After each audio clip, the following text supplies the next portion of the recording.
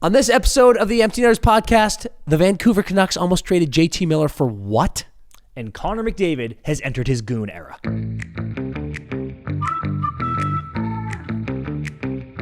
Ice is ready, and we are back with another episode of the Empty Netters podcast, brought to you by BETMGM. I am your host, Dan Powers, joined as always by my brother, the biggest piece of human trash I've ever met, Chris Powers.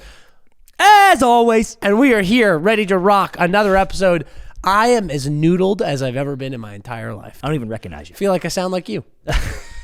Feel like I sound like Ricochet, you. dude. Absolute ricochet. Usually are the one whose voice is gone and you're clinging to life. Yep. But this time that's me. And I also am clinging to life, but you're hanging by a thread. Dude, I'm not well. I'm not well, but I'm here for the people. Yes, dude. I'm here for the people that I love and for the job that I love, to rip the best podcast on the fucking planet. Yep. And we're going to get into some fun stuff. It's a holiday weekend. Happy MLK Day. Happy MLK Day. We had a couple of good weekends. Skiing on different sides of the world. Yeah, wow. That's crazy. How about that? That's crazy. Dude, I have I've never battled so hard in my life. I know. With this, I just got slapped with turning around 3 days of European travel, skiing in the rain. In the rain? Yeah, it rained one day. You skied in the rain? It was unseasonably warm in Ora. So we got a little bit of rain one day, so we were just ripping in the cold rain. And that sounds terrible. It was actually awesome. No, it was not. It was awesome because it was like, it wasn't freezing cold rain, and it was just like we were kind of laughing about it, and then you just pop in and you fucking operate your face off. Oh, yeah, okay, so you stop skiing. Yeah. Because you go, it's raining. Yeah. This is awful, so let's stop this and then operate. And you stay up all night. This will happen. This is how it goes. Happen. This is the correct so, formula. Mr. Old Dan, my body's a temple. I like to eat so well and go to sleep early. I like to take care of my body. Where did that guy go, dude? Where is he? Left him in the U.S. Yeah, that's what you Left usually him in the U.S. and here I am. I'm absolutely crinkled. Yeah, but had one of the best times of my life. I'm so happy to hear that. It was that's a big so trip. awesome. It's a big trip, and you really want to make it count. Yeah. To making it count. Did you have a good weekend? Did you not get that? I did. It's a Titanic quote, dude. I feel like we quoted that exact thing on this show like 3 weeks ago. Like we can't be quoting Jack Dawson from Titanic every 3 weeks. Like that's got to be a once a quarter. Can I tell you the most underrated line in all of Titanic? Yeah, is it the old guy after that who goes, yeah? No, that is goated. Okay. That's not underrated at all. All right. Can I get a couple more guesses? Sure. Underrated line. As in, it's so funny, and I just cannot believe it's in the movie. Oh. And oh, yeah, I know what you're going to say, you fucking predictable loser. Wow. It's when Jack is freezing to death in the water, and he says he's going to write a letter. A strongly worded letter. Dude, he says to Rose, she goes, "We're dead." And he goes, "No, it's fine. We're going to be okay." And she goes, "Really?" And he goes, "Yes. And when we get rescued, I'm going to write a strongly worded letter to the White Hart cruise line." Yeah. It's a really funny joke, dude. To be able to deliver that while minutes before dying, battling death, minutes before freezing to death. Can you imagine the letter they would have received from one Jack Dawson, who was in the Pavo cabin, dude? It is very impressive. Have you ever seen the there's like memes, it's like a photo of old Rose, and it's like, I cheated on my fiance with a homeless dude who like whacked me in the back of a car, and then I left him to die. She went slumming, dude. Yeah, Rose maybe isn't the chillest. Yeah. But it was a star-crossed romance. How did she stay wealthy? Was her family rich too? Well, no, because they had lost everything. They needed Cal. So like, she married rich again. She married a rich guy. Yeah. But she went off. She did her thing, dude. Yeah. She married rich. She married rich. Yeah. So I don't actually love her. Because I was going to say she did have the heart of the ocean, but she never cashed that ticket. Right. Because that's Jack. She couldn't let go. That's kind of a cool move by her. Couldn't let go. But to then toss it in the water is absolutely insane. Outrageous. It's ridiculous behavior. Oops. Yeah. Wild. I was talking about the Titanic this weekend. Really? Yeah. I think we don't talk about the Titanic enough. The boat or the movie? The boat. Yeah, okay. You know what? Maybe the movie too. Yeah. It's a phenomenal film. The Titanic is one of the craziest stories of all time. And I know there's a James Cameron film made about it. I know everyone knows the Titanic. But, dude, the Titanic event is truly one of the more out-of-this-world moments in world history. Like, we don't talk about it enough. Agreed. It was a ship built and deemed the unsinkable ship. And then literally the only thing it did was sink. Its first journey. It's 1-for-1 on sinking, dude. Oh, man. That is insane. And it isn't even done killing.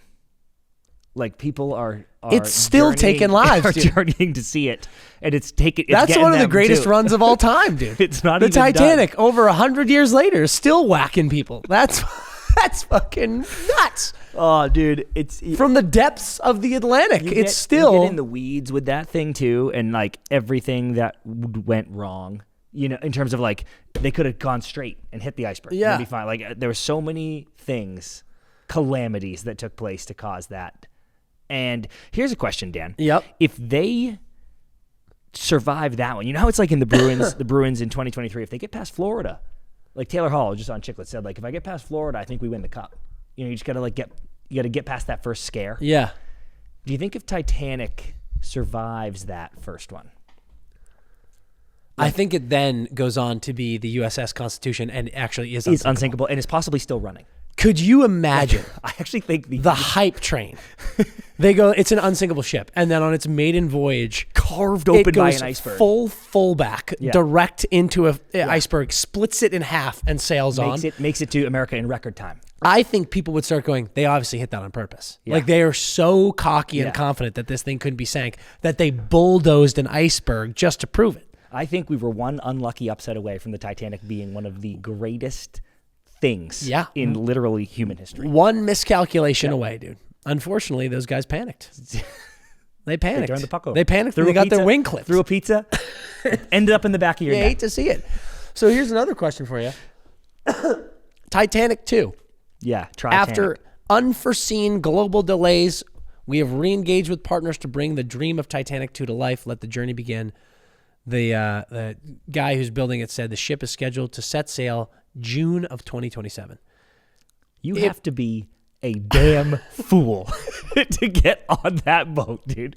You have to be a fool of the highest order. Dude, if you were given a free ticket, if you here's a question for you. You win a couple of tickets in a game of poker, dude. A lucky hand. Do you get on that ship? Dude, you mail the tickets to your worst enemy. I don't think you can get on that boat. Yeah. You have to be a fool. Like that has to be the most cursed, bad omen thing that you could possibly do to get on Titanic 2. Outrageous. You'd have to be outside your mind. Correct. Unbelievable. Won't get on Titanic 2. This weekend, I went up to Sweden for a wedding. One of the great trips of my life, as I said. Went to Åre, nice little ski village in northern Sweden. So fucking fun. There's a lot of things that I got to talk about. Number one,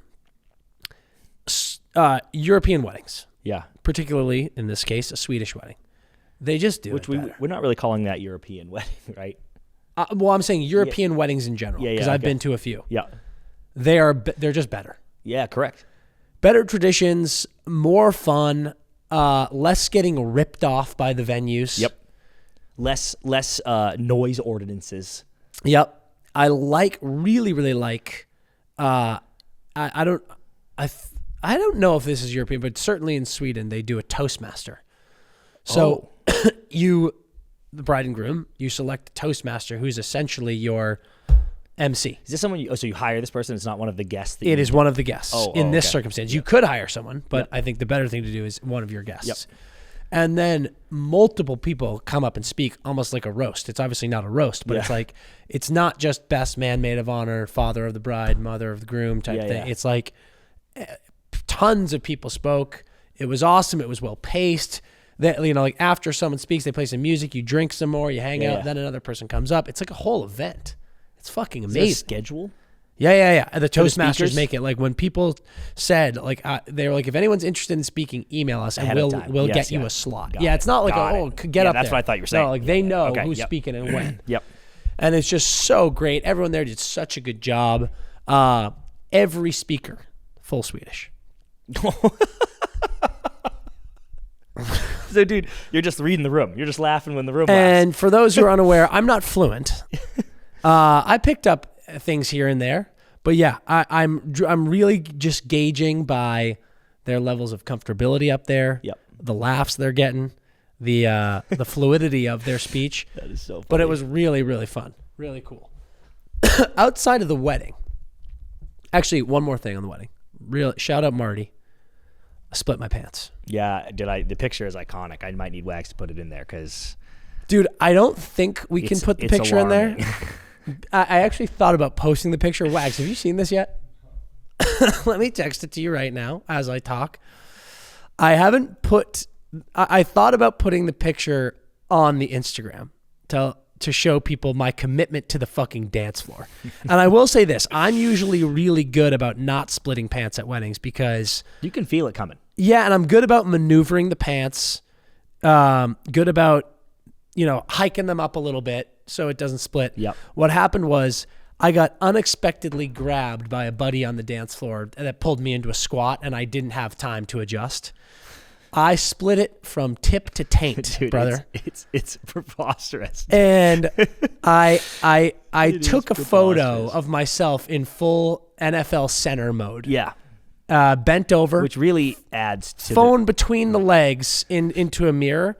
And I don't think we can post it because my whole situation is just really front row center for the viewers. It's incredible. So you can see it all you want, but I don't know that I need to traumatize the fan base.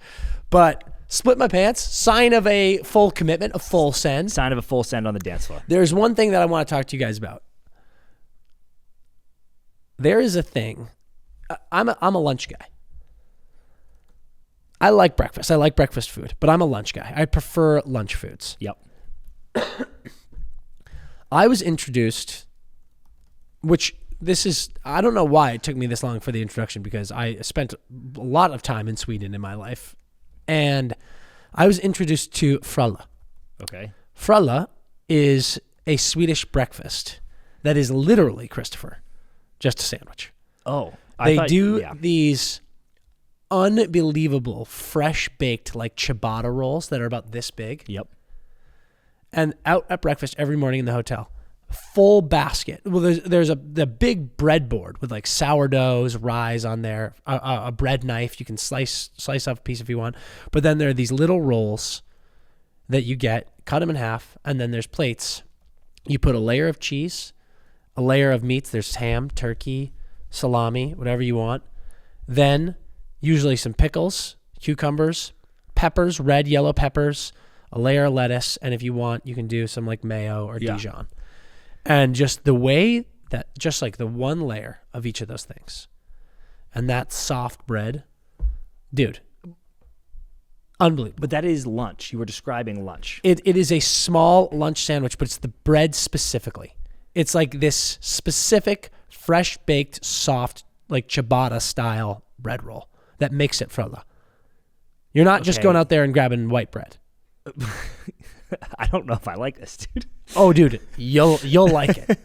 I had it every single morning, and it was you know me, dude. I don't wake up and eat breakfast, but I woke up every morning like I was shot out of a cannon. Yep. To run into that breakfast room and make myself some fralla. It was unbelievable. Okay, I would like to try that. You gotta. But I'm a huge breakfast guy, as you know, and I just don't know that. Good news is there's eggs and bacon still, so if you wanted that too. Could I have that on the bread? Absolutely not. Why? Because it spits in the face of fralla. No, it doesn't. You could cut yourself a fresh piece of sourdough. You're telling me it's about the bread is what makes the fralla. But it's you have to put sandwich meats in there and like lettuce. You don't. Yes, you do. That's what it is. This is stupid, and I'm going to talk to somebody about how stupid this is, and you are. Don't disrespect this. I'm not. It's fantastic. I'm trying to make it better. No, you're trying to change it to something you want it to conform to your basic stupid ideas. And we can't have that. All right, I have one more thing to talk about on my trip, and then we can move on to some hot ice, get into some hockey. Okay. My last thing. I'm traveling back today, guys. Yeah, that's right, folks. You heard me. Yeah. I just got off a plane. We both just came straight here. We are not the same, dude. No, I said you were more noodled than me. That's fine. I said that. I have a connecting flight in Zurich. I get into the lounge in the Zurich airport, and I watch a man. And again, this is the lounge. Yeah. This isn't just the terminal. This is the lake, dude. Sir, this is a Wendy's. Yeah. We're in the lounge. It's early. It's really nice. It's quiet. Beautiful spread of food out. What time is it? It's like 9 a.m. Yeah, 9 a.m. Okay. This man walks in. He's got somewhat of a travel pack on. It's like a big ski/camping pack. Mm-hmm. He comes to the chair slightly next to me. Like, I'm at a chair here. There's a chair next to me that he could sit in, and then there's a bit of a space between that chair and the wall, glass wall looking out over the airport. The whole airport, yep. He pulls out an air mattress. Not a full crazy size air mattress. It was probably, what's that, 4 inches?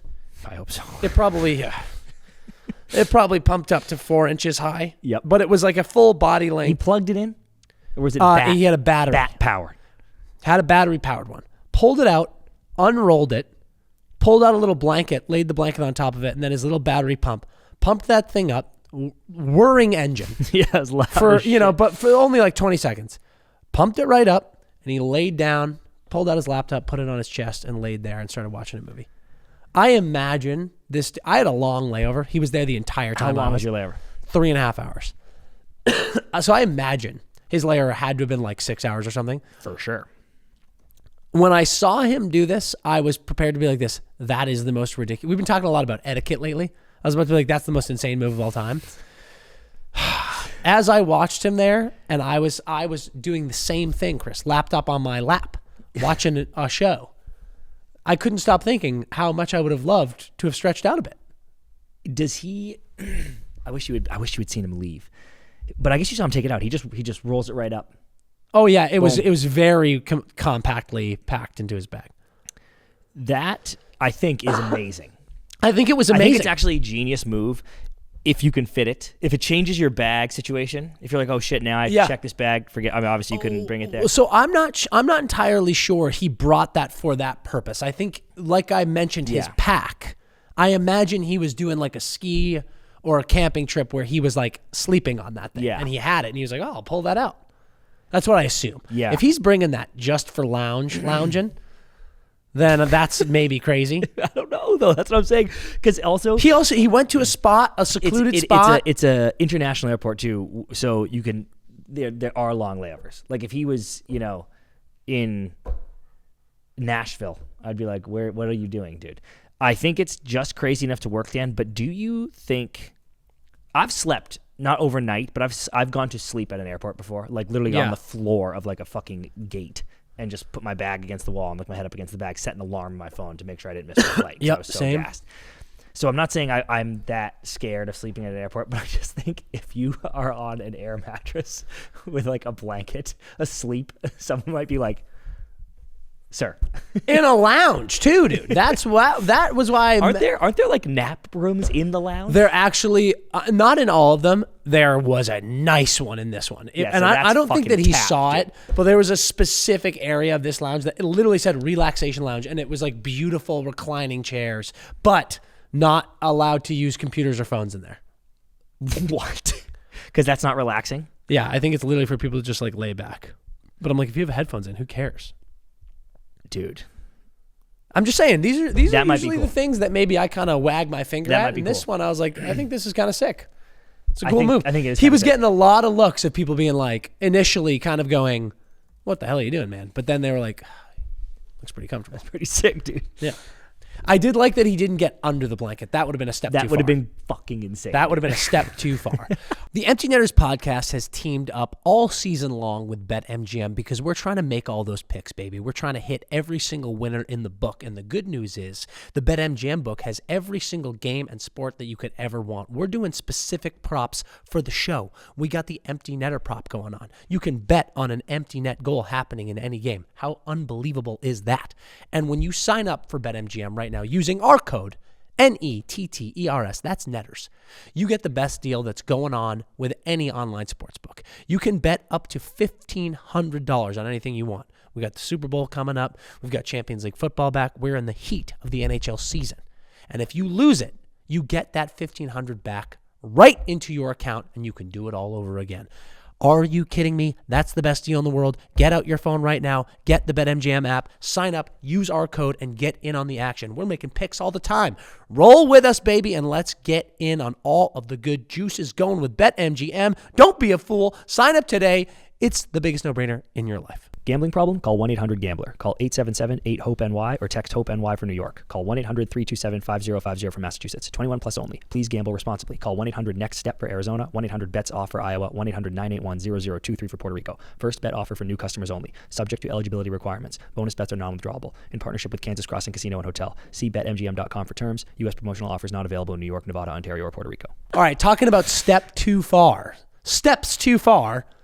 We've got a suspension that we've got to Sussy alert. Getting into some hot ice here. Sussy alert. Connor McDavid has a meeting with player safety. Dished out a 3-game suspension for his cross-check to the face to Connor Garland. Tyler Myers of the Canucks also gets a 3-game suspension for a cross-check. But we've seen a couple games in a row now. Connor threw out a little chicken wing elbow, hit Mojo, Marcus Johansson, right in the face. Knocked him down. Now we got him here feeding some lumber to Connor Garland. And McDavid handed a 3-game sussy. How do you feel? I'm surprised. I mean, I don't think Connor's a dirty player, obviously. I think it's kind of weird they're playing so well, and he's doing like it'd be one thing if you're like, oh, the Oilers have lost 10 Yeah, straight. I think that's what should scare everyone. Yeah, like they're buzzing, and Connor's completely wires crossed out here. Dude, I'm like, what are you doing? You are right. Also, I thought that was harsh. Oh, I did not. Really? Dude, if you're feeding your stick to someone's teeth, 3? It's they were scrapping. It doesn't they matter. Were tied up. It's repeated. That's the problem. Like it's like 1, 2, 3, and you're like, yeah, they were counting games. Yeah, like yeah, 1 like, game, yeah. 2 game, You're 3 like, game. You want another? Yeah, dude. Hit him Say again, something dude. else, Hit dude. him again. I'm gonna have you the rest of your natural born life. And it was my boy Connor Garland, dude. Do you think it was a Connor issue? Yeah. He does. He's slowly trying to eliminate all Connors. There will be from one. Bedard head on a swivel, pal. Dude. If you're Hellebuck, if you're Zary, if you're Kyle Connor, doesn't matter if it's first or last. First or last. You gotta watch out. I guess maybe it wasn't harsh, but I wonder. I will say this, CP. I expected 2. Yeah. No, I was actually, frankly, I expected 1. I was like, they're not going to suspend this guy. I think 3 is totally fine. It was a surprise, not harsh. It was a surprise. It's like, oh my god. Yeah. It doesn't matter. The Oilers are fine. They don't even need him. He missed time earlier, and they didn't care. They won a billion games. Leon Draisaitl's winning MVP. Spin zone. He might have needed this. This might be just what they needed. And get some rest. I really do. 4 Nations coming up. Yeah. Wow. I also really like what you're saying about how it's scary, because I do think, as much as I love Sid, and he doesn't really do this shit that much anymore, but as much as I love Sid, it's like I would rather if my captain is going to be doing some suspect shit on the ice, I would rather it being feeding dudes in the face, than sack tapping them. Yeah, correct. Stop cup checking people. Jamie Benn just did that to Kale, by the way. Got him a real nice ball bag whack. It doesn't feel good. Here's the thing. You don't win cups unless you're pissed. Yes. Now, people get pissed for different reasons. But you saw Florida. Matthew Tkachuk breaks his sternum. They come back. He's pissed. He's livid, Dan. They come back and they win. People talking shit about Bob. He comes back. They win. Boom. You look at the Avs. Those boys. They got close. Lost. They were pissed. They come and win. Tampa. They're in the bubble. They play Montreal. Montreal wins 1 game. They act like they win the Stanley Cup. Pisses them off. They pisses win. them right off. You got to get pissed. Connor lost last year. He's pissed. But isn't he pissed? Or did he need this fight to... No, I think all this shit is a result of him still being pissed. Dude, you know what else, Dan? Do you remember the movie Crank? Yeah, with Jason Statham? Yeah. For those unfamiliar with this gem, Jason Statham is injected with an uncurable, no antidote poison. And the only way to stay alive, just a clean plot, is to keep your adrenaline maxed out. So, dude, he is literally like fighting for his life to try to get back. But when he's starting to calm down, he'll just like wheelie a motorcycle through a red light into traffic and then get a plane and jump out of it. No shoot. Crank. I actually think Connor finished last season pissed and was like, God, I get it now. This is how you win the cup. Yeah. And then he started the year, but it's a long season. It's hard to stay pissed. So he's doing stuff like this in his own crank situation to stay mad. I like it. Yeah, you wouldn't like him when he's angry. He's getting into altercations intentionally so he can stay fiery. That's a good strat, I think. Yep. Like, that is a good way to keep the energy levels as high as humanly possible. Like, that's clearly what we need. I like it, dude. I like it a lot. My question is, so there were a few people who were talking about it, and they were like, actually, our boy Wish said it very well. Like, he was like, a couple things can be true. One, it's ridiculous that the refs are allowing Connor Garland to, like, jump on McDavid's back and, like, gorilla slam him to the ground. And then also, you can't be fucking feeding someone in the mouth with a cross check. Yeah, right. Now, I think that is true. I am so out on the protect your stars bullshit. Oh. Why? I think it's fucking ass, dude. Okay. I know that's dumb from a listen, if you're the refs and you've got stars of your league who are making your league money and making your league popular, of course there's going to be an emphasis on don't let these guys get cheap shotted and targeted. But I suppose what I'm saying is don't let guys get cheap shotted and targeted, but don't let anyone get cheap shotted and targeted. Yeah. Like, protect our players. Protect our players. Don't just protect our stars. Like, absolutely protect your stars. But just like, how about protect everyone? And I think my biggest thing is, you know me, in the early days when I was Team Ovi and you were Team Sid.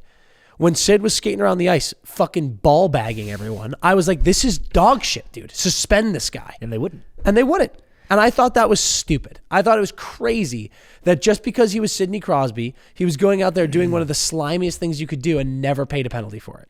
That pissed me off. Yeah. So I think what I'm trying to say is here, yes, don't let Connor McDavid get like horse tackled or horse collared and wrestled to the ground. But, don't let that happen to anyone. But if he gets up and retaliates in a cheap shot way, he's got to pay the piper. And I like... Just like everyone else. Yep. Yeah, okay. I'm on board with that. I'm getting all cranked up. So it was good to see a sussy get tossed out. I think it had to happen. Yep. Can I give you a really bad take? That's from you or a take From that me? you've heard? Yeah, I would love to hear something, a little ammo against you. I think we're talking about people mixing it up. Actually, you know what? I'll wait. Because this kind of has to do with the Rangers and Montreal game. I'll wait we're going to talk about a couple of those teams later on here, and I'll bring it up then. Okay. It'll be smoother. Fair enough. But I did just bring up the Rangers. We're going to talk about them next. There is apparently a JT Miller New York Rangers trade on the board. What we have heard is that the deal included Philip Hedl, Ryan Lindgren, and a first-round pick. Apparently, it broke down due to guarantee stipulations on the draft picks. Didn't happen, but a trade sending JT Miller to the New York Rangers was on the table, which means JT Miller waived his no move to go to New York. I have two things to say to you. Yep. One, I don't know JT Miller. I've heard nothing but wonderful things. No disrespect to the New York Rangers. I do not understand why he would ever waive his contract to go to that team. I don't get it at all. Do you want to get your second thing out, or do you want to talk about that? Yep. My second thing is, if this trade was in fact Hedl, Lindgren, and a first for JT Miller, in my opinion, Vancouver should have fucking laughed that trade out the building. I can't fucking believe that they would have said yes to that. Now, maybe I'm overvaluing JT Miller. Maybe I'm undervaluing some of these guys. But all I see is Band-Aid Philip Hedl, who is amazing, but he's a Band-Aid. Mm-hmm. And Rangers Twitter screaming till they're as hoarse as me how much they need Ryan Lindgren off your roster. And I'm like this. So you're going to take Hedl, who hasn't played over 50 games in 3 years, cast off Lindgren, and a first-round pick for a 99-point guy. I was ready to say, I'm going to look at his points. And Dan. Like a monster two-way center, an insane physical presence, a great leader. Yeah. Here's his That's what you're getting back. Here's his last 3 years. 99 and 80, 82 and 81, 103 and 81. Like, what the fuck are you doing? Like, if there's anything that can come from this segment, it's Vancouver. listen up. Do not, like, there's no issue here. This isn't one of those things where Kane went at the deadline to New York and they knew that he was like, I will only go to New York. So they got to fleece the fucking Blackhawks for him. This is like, you don't need to bend to anyone's will here. Like, get back value for JT fucking Miller. Dude, we talked about it with Tomer, and I said that I was like, it's going to be hard for Vancouver to get the value they deserve for these players if they have to move one of them, because people kind of know the room is all fucked and whatever.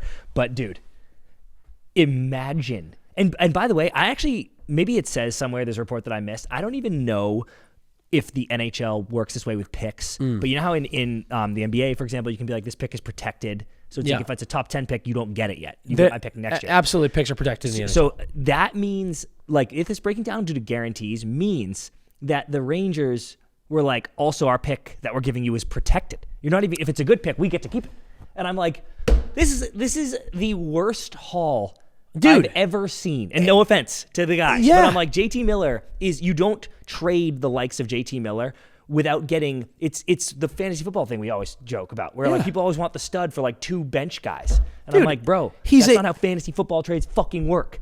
And when you and Tomer said this, I disagreed with you. Yep. I think it's a very valid and good point by you that there is a world where teams are going to be like, we know you got to get rid of someone. But if I were Vancouver, I'd go, get fucked, dude. No, I don't. Exactly. Like, you don't know what the issue is.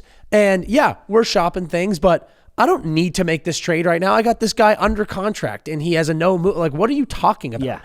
So I'm like, and again, we don't know if that was exactly what the trade was. But frankly, anything like this, I'm like, what the hell are you doing? You'd be, if you are anyone, I'm sure Rangers fans are mad, put yourself in the Vancouver Canucks shoes. A Vancouver Canucks fan. If you're a Vancouver Canucks fan and you get this back, you can't sit there and go, wow, thank God, we cup back on, baby. Because it back off. It's still off, staying off. Dude, like, Hedl has 18 points in 37 games. He had 6 points in 10 games the year before that. He had 45 in 74, 22 in 67, for 22 Miller, in 42, 23 in 60. There's so many Rangers fans who are like, I mean, Hedl's amazing. And I'm like, Hedl's a great player. Yep. He's a great player. We're talking about JT Miller. Yeah. Like, what is going on? And it sucks because... And it's also one of those things, sorry to interrupt, but we talk about it all the time. New day and age, 31 is not old. Like, that is at least 4 years of elite hockey left from this player. Yep. I felt like I felt like I was taking crazy pills for multiple reasons. I couldn't believe that JT was like, I'll go to the Rangers. I'm like, why? Well, and then on top of that, the fact that Van was about to accept that return, I was like, this is insanity. That's what I was going to say. Obviously, he was there, but I'm like, you must just have had a great time, love the city. And, dude, for some reason, though, maybe not for some reason, maybe it's obvious, he just does seem like, at this stage in his career, elite person who doesn't want to speak to anybody, a perfect Ranger, where they're just like, he's like, I'm not talking to anybody. Yeah. Like, great, no problem. You're not allowed to. Yeah, you're going to fit in perfectly here. Just be quiet. He's like, great. So fair. So it would work for that. It has been this funny constant, however, with Rangers fans, where like, last year going into the deadline, they're like, we need to get this elite 45 goal scorer to add to the team at the deadline. We need to make this trade. We need to get this person. We need to do that, blah, blah, blah. People are talking about Crosby. They're like, some Rangers fans slid into our DM and was like, what about Crosby, dude? Yeah. And I was like, I highly doubt Crosby's going to go to a metropolitan team. Yeah. If at all, anywhere.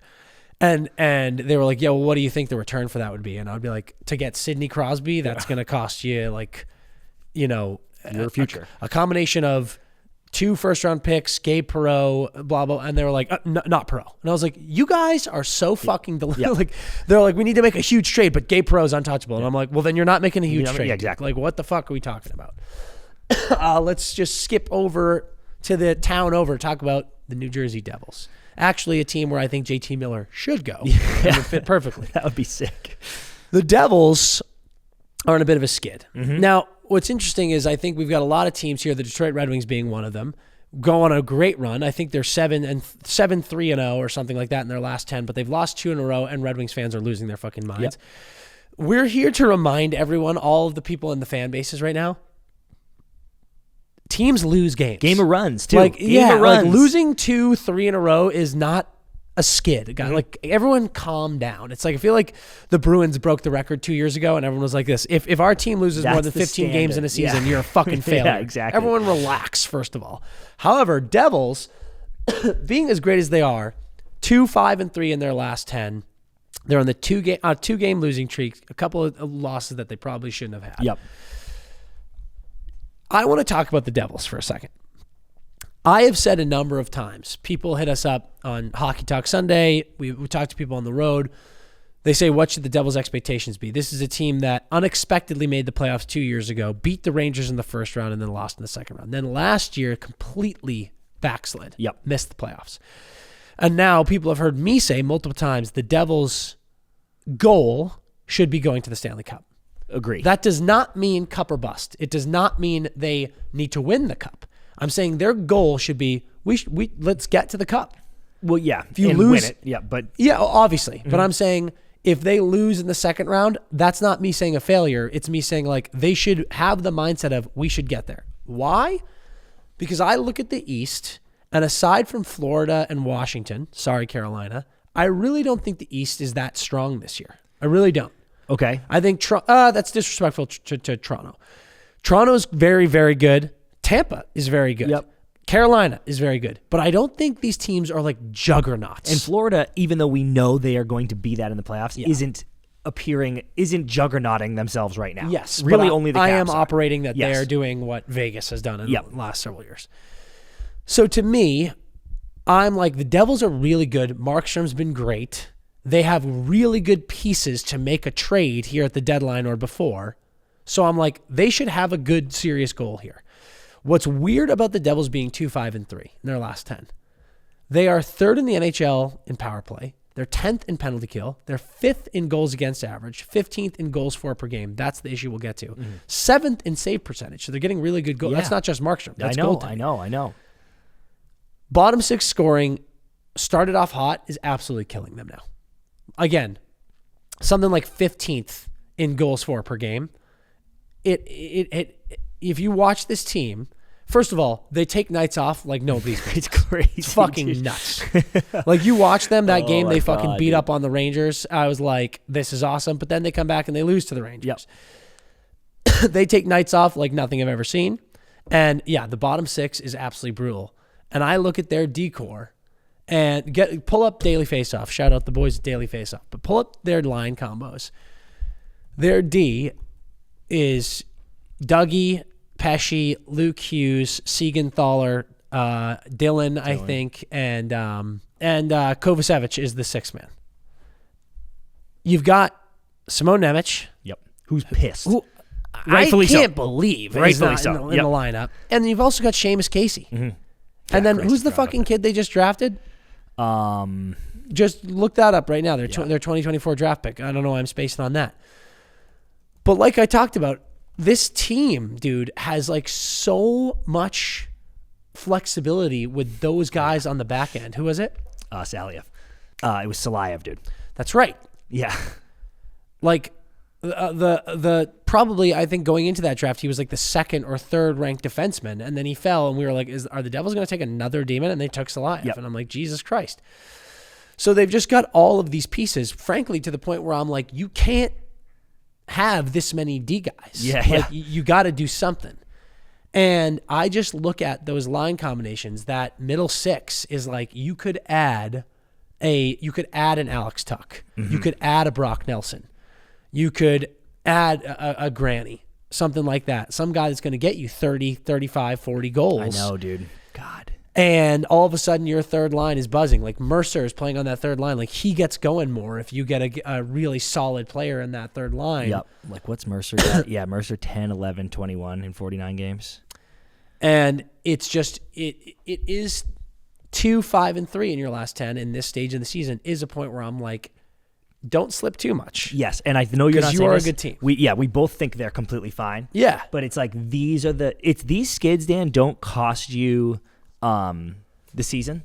But what they do is they shine a light on future problems. Yeah, or even your weaknesses like in That's season. what I mean, where I'm like, hey, this is what you got to shore up. That's what you can learn from these skids. Steer into the skid, dude. 100%. And I was talking to Pasha about it today. What what's frustrating looking at it, a team that I think is really fun and exciting, and I love that addition of Markstrom. I love the addition of Pesci. I hate to say it, but they look exactly like the Boston Bruins of the last 10 years. Yeah. Like, oh, great, you got 2 unbelievable lines. Like Jack Hughes, you're one of the best players in the world. Unbelievable. You get into the playoffs, you start playing really good teams, and they just match up their best shutdown lines against your only 2 lines. And then you go, we can't score anymore. Pausing the pod for a second to talk to you guys about SoCo. With its original blend of fruits and spices, it is the OG ready for anything spirit. And you can mix it with anything. You just got to find your comfort zone, baby. Listen, sometimes you can have it on its own. You can do a little OJ. You can do a little lemonade. I'm a Dr. Pepper guy. Dr. Pepper's having a moment. I'm a Diet Dr. Pepper and SoCo guy. It's unbelievable because it gets me going pre-hockey games. It gets me going post games up at the bar when we're having parties on the weekends. I even bring them on the golf course. So my SoCo specialty, I found my comfort zone. We are challenging you to find your comfort zone. So go out there and get yourself some SoCo, mix it with whatever you feel like, find the best blend, the best concoction you can come up with, and then send it to us because we want to hear about it. And we're going to rate the best ones we're hearing, and we're going to shout them out on future pods. So if you know I'm in my comfort zone, I want to see you in your comfort zone and find the perfect SoCo cocktail for you. That is a fucking problem, and you've got to get ahead of it. You have to, and you can, though. You have the pieces. Some people don't have the pieces to do it. Yes. Speaking of pieces, huge addition coming back into one of the lineups on the West. Team that's making a lot of noise this year that was a bit unexpected. Drew Doughty is officially back at practice for the LA Kings.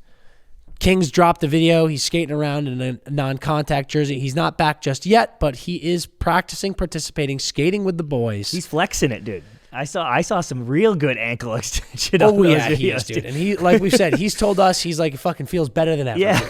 And he looks amazing buzzing around out there. This is a monster ad for the LA Kings. You said it before the season started. Like, that's your in-season pickup. And I bet I'm not saying they won't make more moves or be trying to make more moves as the deadline approaches, but that is a monster in-season pickup. Oh yeah, dude. Right now you've got Mikey Anderson and Vlad Gavrikov playing together, Edmondson and Brant Clark, and you got Spenny and Mo.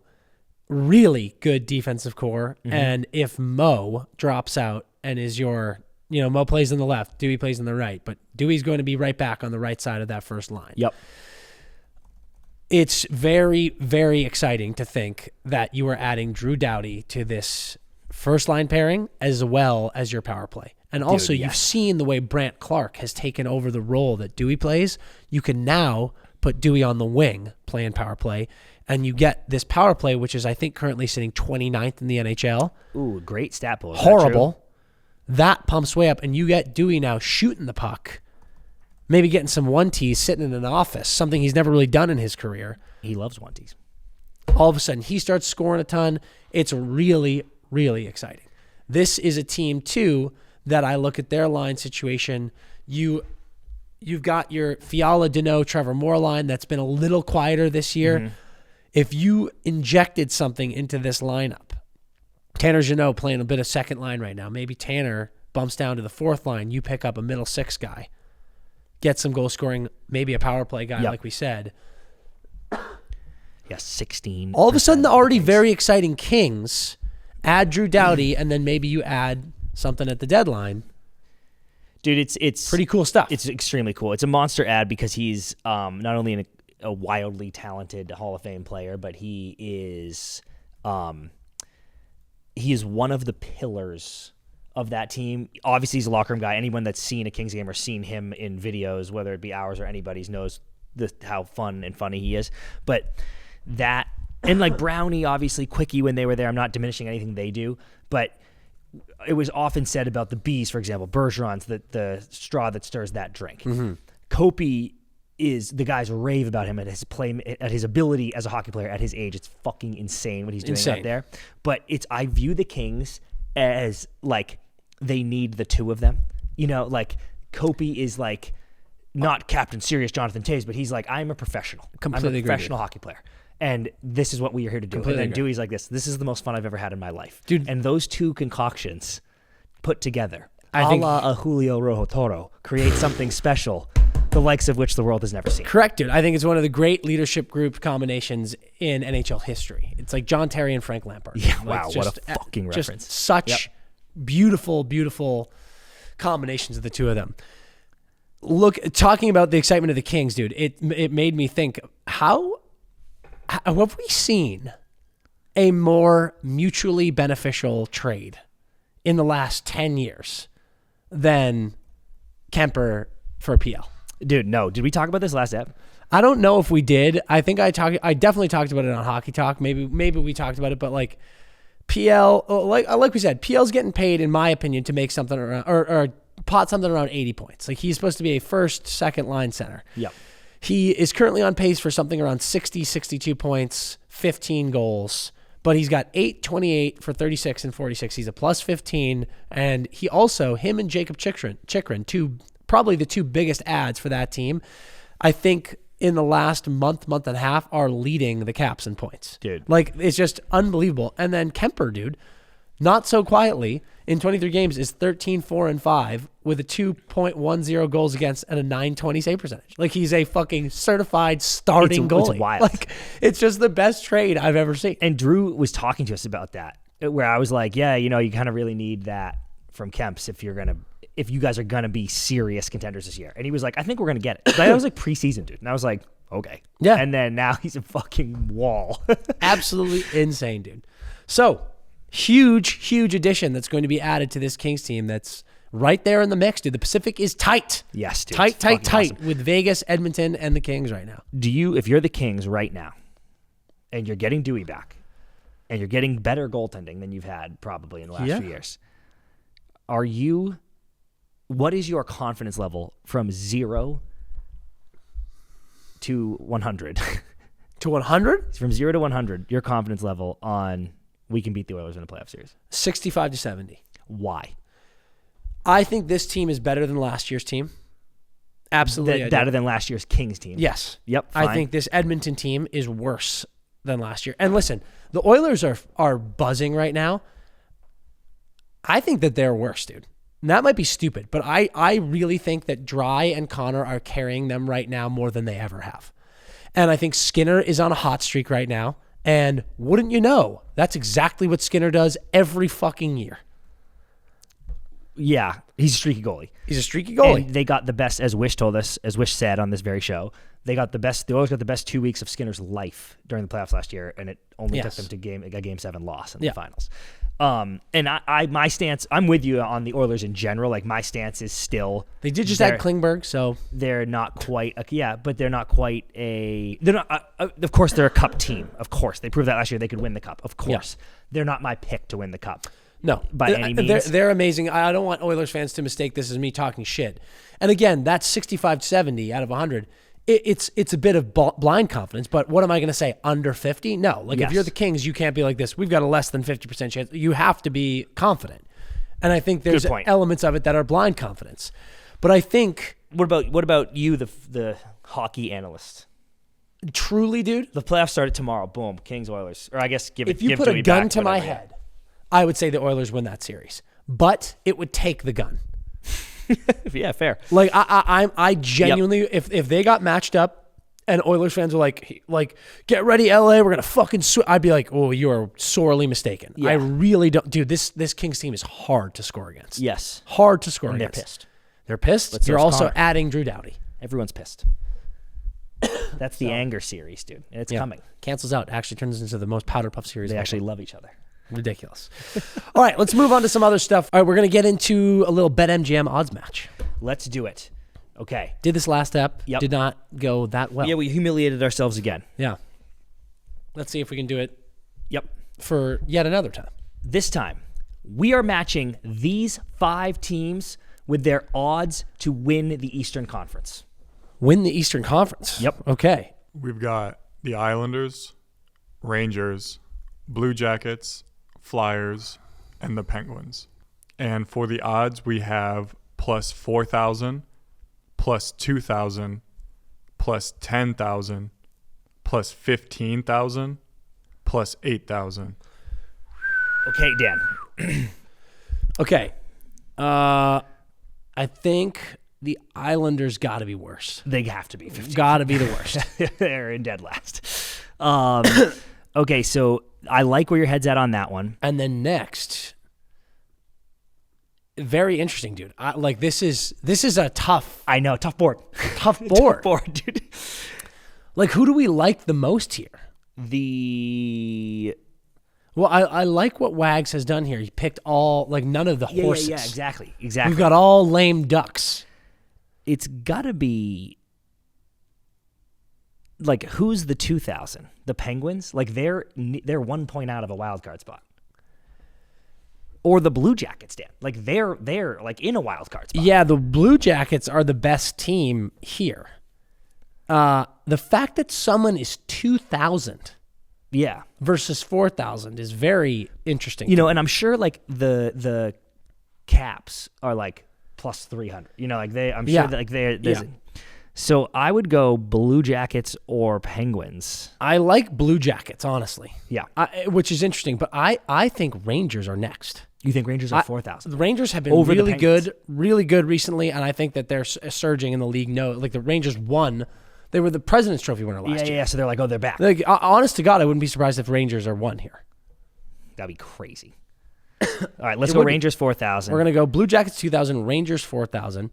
Then, I think we go Penguins 8,000. Yes. Yeah. And we're going Flyers 10,000 and 15,000 for the Blue Jackets. Okay, so Wags, we have... Or for the Islanders, sorry. So Wags, we're going Blue Jackets 2,000, Rangers 4,000, Penguins 8,000, Flyers 10,000, Islanders 15,000. You have 2 correct. Which ones? That's not bad, Dan. That's not bad. Pretty good. You have the Flyers and Penguins. Okay, dude. So the Flyers and Penguins are correct. So 10,000 and 8,000 is locked. All right, Chris, what I want to do is go Rangers 2,000. Okay, so we go Rangers 2,000. And then... Damn. Islanders... 4,000? No, that can't be right. Does that have to be right mathematically? I mean, we've got only 3 left. So, yeah, we're going to No, why don't we... We're going to do the Blue Jackets dirty here, dude. The Blue Jackets are 15,000. They're in the wild card spot. They're the only team on this list who are in the playoffs. Are we being nuts? But is that what has to happen? Maybe we just have the Blue Jackets. We just had the Blue Jackets as 1. We just had Blue Jackets at 2, Rangers at 4. Yeah, and now we're doing Rangers. And we have to switch all 3 of those. Correct. So we're going Rangers. But if you put Rangers at 2... We could do... Why don't we go like this? We're going to go Rangers 15,000. Okay. We're going to go Islanders 4,000, Blue Jackets 2,000. No, Blue Jackets were 2, so Islanders 2. There's literally no way. There's absolutely no way. There's absolutely no way. I'm telling you, it's Rangers 2,000. Okay. It's going to be Islanders 4,000 and Blue Jackets 15, which is... That is insane, Dan. I agree. But that's what we're doing. All right, Wags. Rangers 2,000, Islanders 4,000, Blue Jackets 15,000. You guys got them all right. Unbelievable. Vegas is on some ayahuasca, dude. Rangers are coming all the way back to win the Eastern Conference. The Blue Jackets are falling off a fucking cliff. They're in the playoffs, dude. They're falling off a cliff. Oh, my God, dude. That's insane. Unbelievable. That is ridiculous. Let's get into more ridiculousness. All right, it's beer league hotline time. Wags, hit us. I play in a middle division beer league. The other night, my team is up 4-1 with 45 seconds left. No. We get a 2-on-1, and I get past the puck. But instead of shooting, I skate it down to my end and stop behind the net to run out the clock. The other team is livid, calling me everything possible. One guy tries to fight me, which I declined, but he takes my stick out of my hand and throws it across the ice. Just curious, is there some code I violated, or did I pull a scumbag move? I had no idea where this was going. I thought when he said my team's up 4-1 with 45 seconds left, I said no because I thought he was going to say for sure they lost. Oh. I was going to be like, how in the world? Not possible. I thought he was going to say he bottle serviced the guy and then got into a line brawl. That would be a scumbag move. Yes. That I feel like would be worthy of getting your stick tossed across the ice. Not shooting, I think, is... Dude, I don't mind the late shots in beer league. I know people get pissed about that, but I'm like, whatever, bro. 4-1. It's a 2-on-1. It's fucking, you guys are in the C league. Like, he's trying to get a fucking goal, go home to the old lady and tell her he had one, dude. Yeah. Like, also, who gives a fuck? 4-1's not a thumping. Yeah, like, you thought they could lose. You thought they could lose. Yeah. You're not. You don't need to be pulling shots in a 4-1 game. So I do think you're being a bit insulting by being like, dude, we're beating up on you so bad that I can't even shoot. However, ridiculous reaction. Yes. But Dan, is there anything to that he went all the way back? Like, if he doesn't shoot that, if that puck comes across, he just takes it and like plays it into the corner or whatever. Yeah. And then just skates back to his bench because they're running out the time. I don't think they freak. But maybe it was the like skating it, looping it all the way back to your end. I mean, he clearly caught this pass in the ozone with like a good look at net, and then whipped around and skated all the way down to the other net and parked. Which makes me wonder, like, why were you even going? Why were you even going down the off wave if you were not going to shoot it? All right. I'm starting to see the scumbaggery. Why were you even there, dude? I'm starting to see the scumbaggery. Why did you get set up in the office if you were going to go work from home, dude? Stick at midnight, dude. Stick at midnight, then you went back behind your own net? You shouldn't have been there, dude. However, you shouldn't have been there. I still think they overreacted. They definitely did. Because, dude, we like run the clock. Like, if there was a whistle in our games, dude, if someone's up 4-1 and there's like a face-off with 30 seconds left, I just go, great. Let's get out of here, dude. So they shouldn't have tried to fight him. I think where I'm netting out on this is a message from your Uncle Bill. Yeah. If you are winning by anything less than 6, fire away. Shoot it. Fire away. Shoot it. 6+, ease up. Maybe relax a bit. But you do not need to be wheeling back behind your own net, dude. So potentially, to help our friend, actually, you know what? Our friend, potentially that is an unwritten rule. You know Potentially what? you did violate a code that I didn't even know about till this question. You know what? But that might be a code. These guys overreacted. You are an asshole. Can't go behind your own net. You cannot. No, like, when I'm thinking about it, it's like, dude, just catch the pass and like snap it around. What were you doing skating it down to your own end and making a cup of tea behind the net? No. That was a crazy move. I am now seeing it. Again, they overreacted. Other team, you guys need to calm down. Good job declining the fight. But that was a douche move. Yep. There is a code. I didn't know that. Yeah. Thank you. Hey, you've taught us something today. Now I'll never do that. No, can't. Beautiful stuff. Let's get into some Powers rankings, ranking the top 5 teams in the league this past week. This episode of the Empty Netters podcast is brought to you by BetterHelp. Guys, it is the start of a new year, which means we have an unreal canvas of 365 new days for you to write your own story and be the best version of yourself. And BetterHelp is creating a great way for you to do that.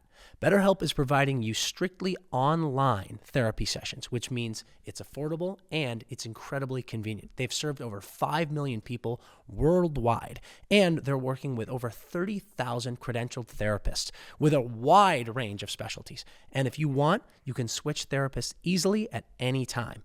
So whatever you need, whatever you're looking to improve, whatever areas of your life you think you need help with, whether it be learning to avoid confrontation, whether it be to get over obstacles more easily, find more confidence in yourself, BetterHelp is creating a fantastic way for you to do that.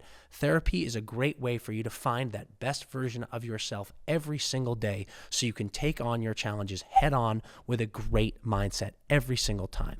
BetterHelp is going to help you do that with all of these fantastic therapists.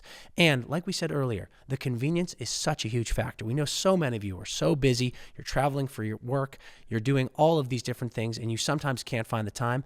That's where BetterHelp comes in and makes it very, very simple for you to get that great guidance and help that you need. So you're going to go to betterhelp.com/netters and you're going to get 10% off your first month. Start off this year in the best way possible. Write your story with BetterHelp. Visit betterhelp.com/netters again, and you're going to get 10% off that first month.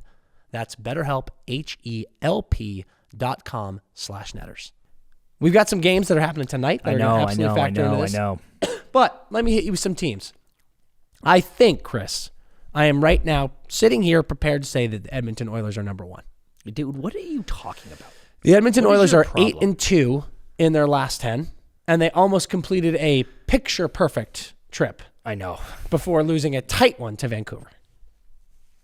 Edmonton is number 1, I believe.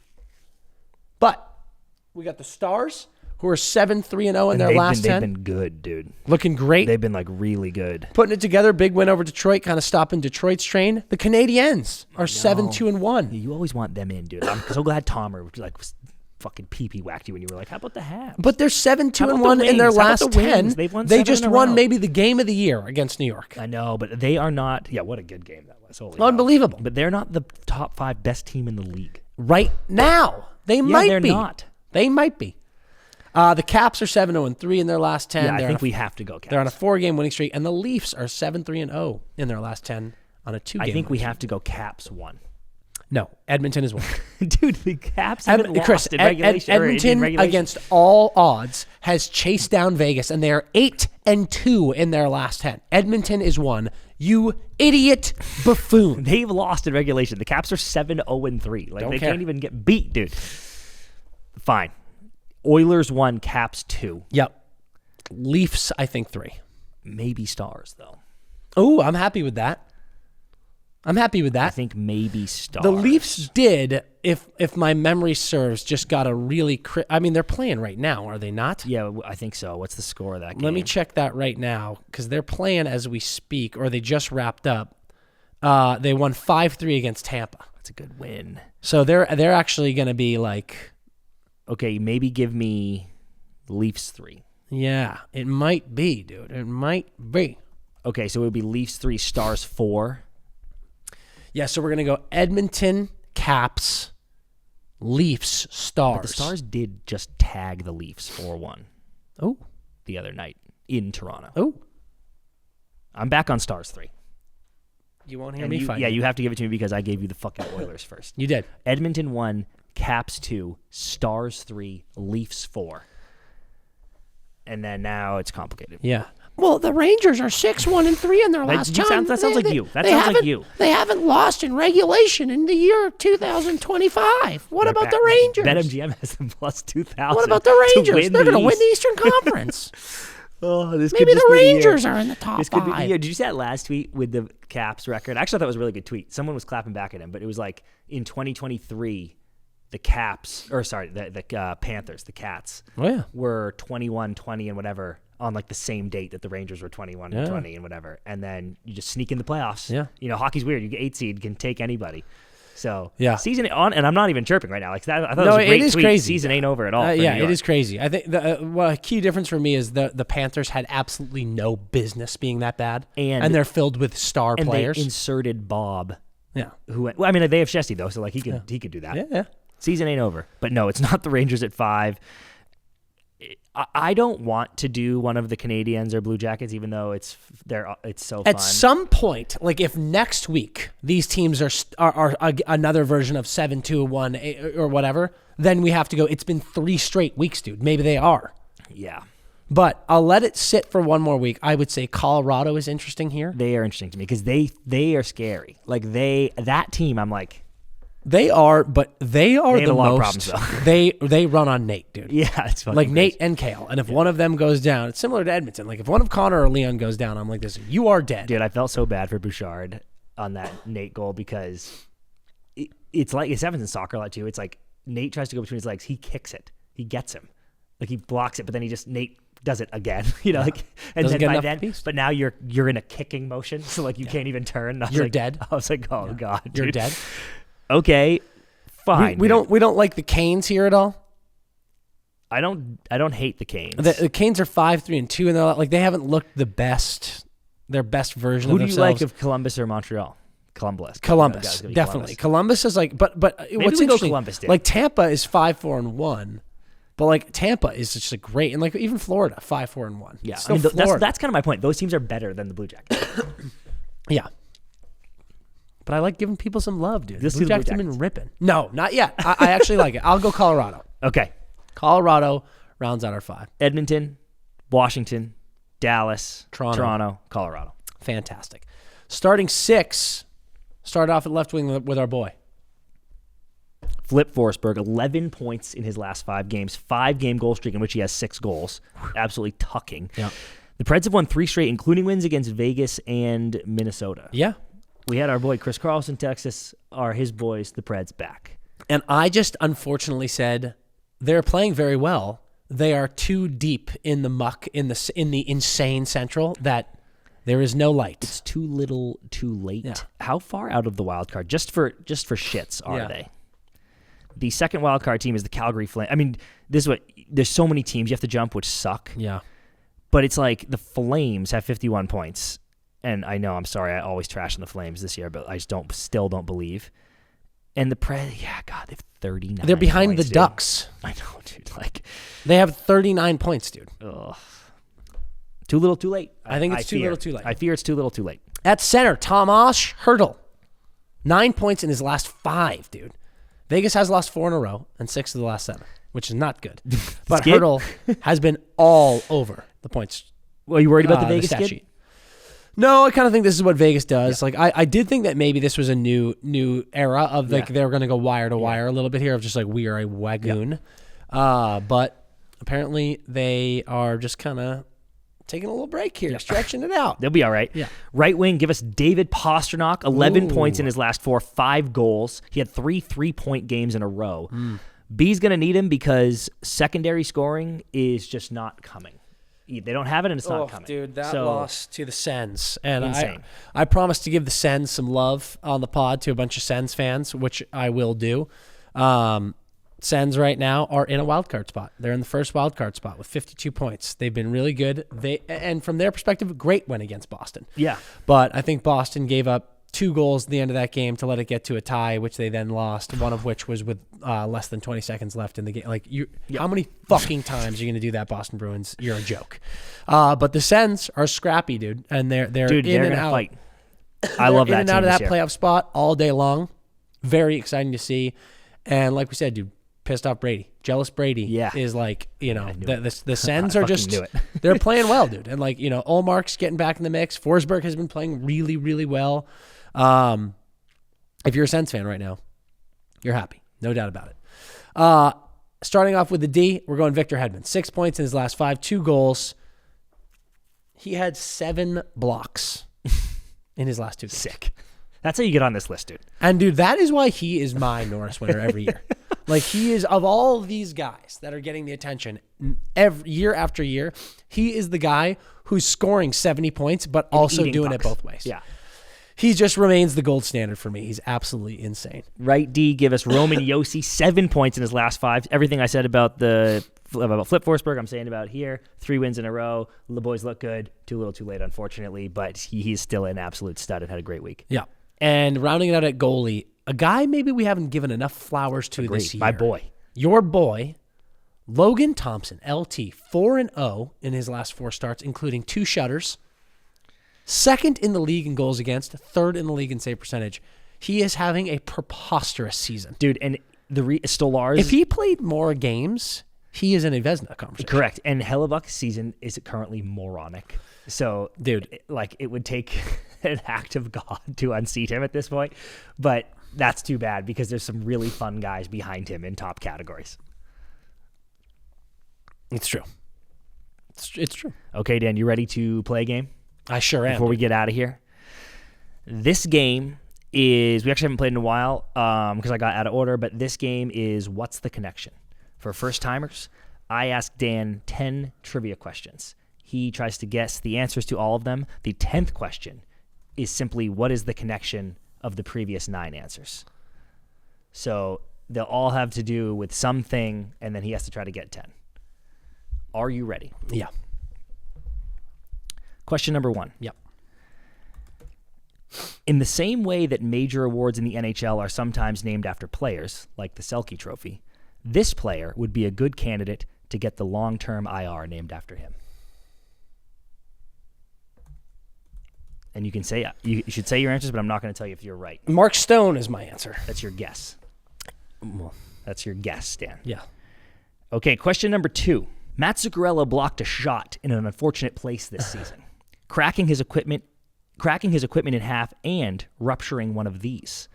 What is the slang word for this body part? A term that might also interest a squirrel.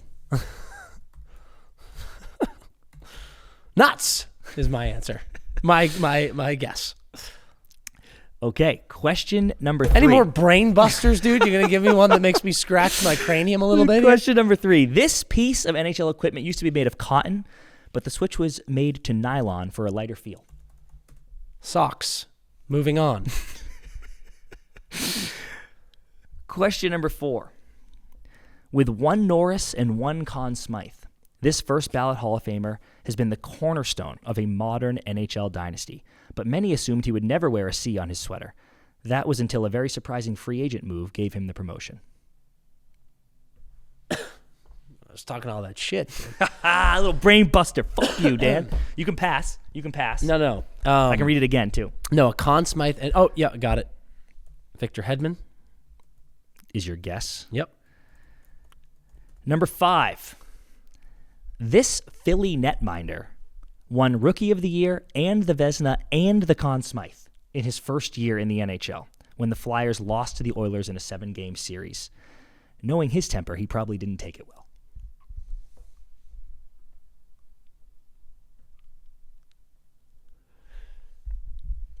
Yeah, now it's getting a little harder. Yeah. Getting a little hot in here, Dan. Getting a little hot in here. This Philly netminder won Rookie of the Year and the Vezina and the Conn Smythe, for his only Vezina, by the way, in his first season in the NHL when the Flyers lost the Oilers in a 7-game series for the Cup. Knowing his temper, he probably didn't take it well. You can pass. Feel free to dig deep into the bowels of your brain. Philly netminder who won Rookie of the Year. And the Vezina and the Conn Smythe. What a fucking season. In a loss. In a Game 7 loss. Is this like we're going deep here? Like, is this Hextall? You know, since the Oilers won the Cup, it was not recently because Yeah. no one from Canada wins the Cup. Yeah. Ever. Not allowed. You can have that in your holster. I'm gonna keep Hextall in my holster. Okay. Question number 6. Yep. This OHL team wears the colors green, yellow, black, and white and has produced many NHL superstars. They used to be called the Nationals before switching to their more medieval mascot that they use today. The London Knights Is your guess. is my guess. Number 7. At the SAP Center, players come out for warm-ups out of a giant one of these. A shark is my guess. I would even get more specific with your guess. A shark head? Great, if you want. Question number 8. This is a hard one. A 5-time All-Star and Stanley Cup champion, and 1-time Stanley Cup champion during his 13 years with the Flames. It wasn't until his second cup with the Red Wings that this goalie won his Conn Smythe. Say it again. This is a tough one. Yeah. A 5-time All-Star. This person won the Stanley Cup during one of his 13 years with the Flames. But it wasn't until his second cup with the Red Wings that this goalie won his Conn Smythe.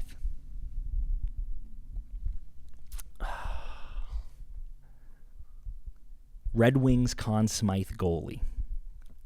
I'm willing to go slightly more specific in this one. A Red Wings Conn Smythe goalie that played for the Flames? For 13 years.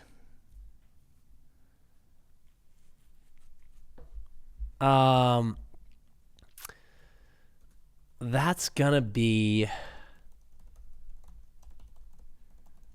Oh, I know who that is. I think.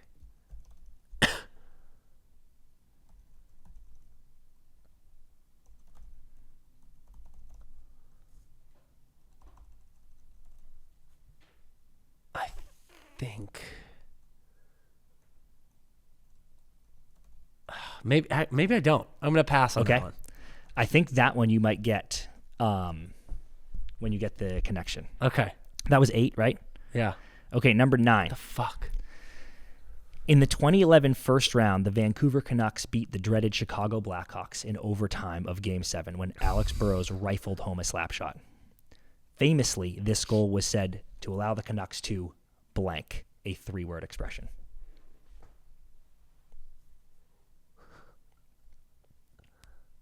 Fuck. We just talked about this. Yep.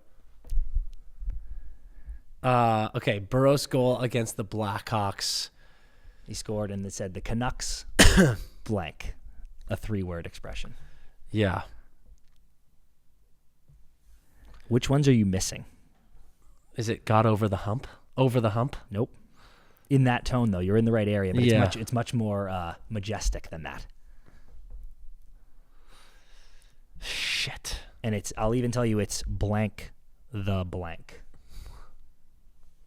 Slayed the Dragon. That's what it was. Nice. Slayed. Very nice, Dan. Yeah, it was Slayed the Dragon. Okay, what are you missing? Okay, hold on. Was 8? Yeah. Oh no, it's just 8 is the 8 you passed. 8's the goalie. So number 1, you believe it's Mark Stone. Number 2, you believe is Nut. Number 3, you believe is Socks. Number 4, you believe is Victor Hedman.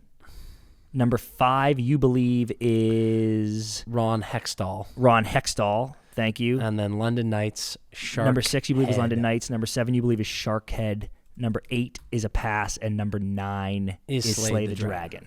So I believe I know what it is. Number 10 is What is the Connection? Yeah. And you think you have the connection, Dan? I think I do.